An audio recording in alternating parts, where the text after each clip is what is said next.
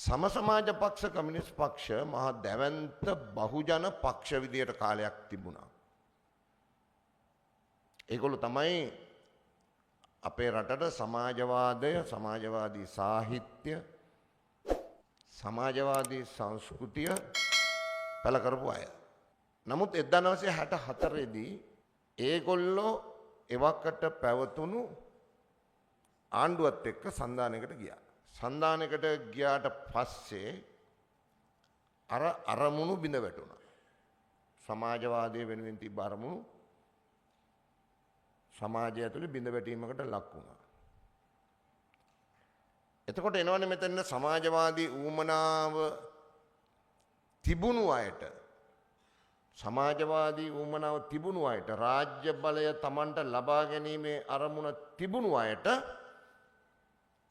වෙනත් විකල්පයක් හොයන්න සිද්ධ වෙනවා. වෙනත් විකල්පයක් හොයන්න සිද්ධ වෙනවා.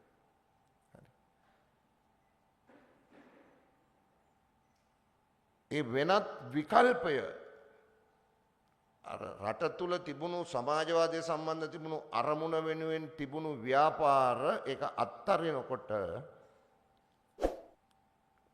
රෝහණ විජේවීර සහෝදරයා ජනතා විමුක්ති පෙරමුණ තවත් සහෝදරයන් සමග එකතු වෙලා බිහි කරන්න ආරම්භ කළා.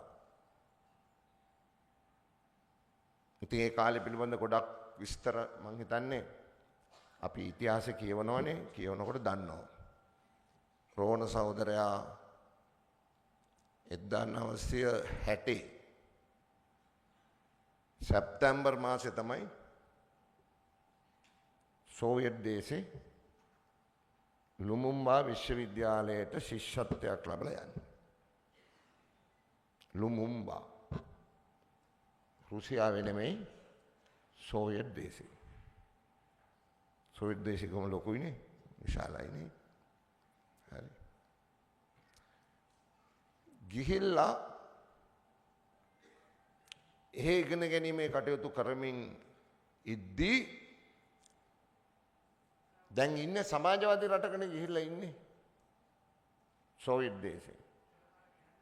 රෝහණ සහෝදරට පෙනුණා එතනත් ඒ වැඩේ හරියට කෙරෙන්නේ නැහැ. හැටේනේ. රෝහණ සහෝදරයා ලංකාවට එනවා 1964. ආවට පස්සේ ආපහු යන්න වෙන්නේ නැහැ. වීසා හම්බෙන්නේ නැහැ යන්න. 64. යන්න නොදෙන්නේ වීසා නොදෙන්නේ එවකට පැවති සෝවියට් පාලනය සහ සෝවියට් දේශයේ ක්‍රියාත්මක වෙච්ච සමාජවාදය පිළිබඳ විවේචනය කරාය කියන කාරණේ නිසා.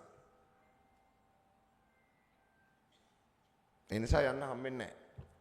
රෝහණ සහෝදරයා ලුනුම්බා ගියේ කොමියුනිස්ට් පක්ෂයේ තිබුණු සම්බන්ධයක් එක්ක. රෝහණ සහෝදරයාගේ තාත්තා කොමියුනිස්ට් පක්ෂයේ වැඩ කරානේ. ඒ තිබුණු සම්බන්ධයත් එක්ක තමයි ශිෂ්‍යත්වයක් හැදිලා ශිෂ්‍යත්වයක් ලැබලා යන්නේ. ගිහිල්ලා එහෙදි අර වෙච්ච මත ගැටුම් නිසා රෝහණ සහෝදරයා සෝවියට් විරෝධී චීනයට පක්ෂපාතී. එවකට තිබුණා චීන සෝවියට් ගැටුම කියලා එකක්.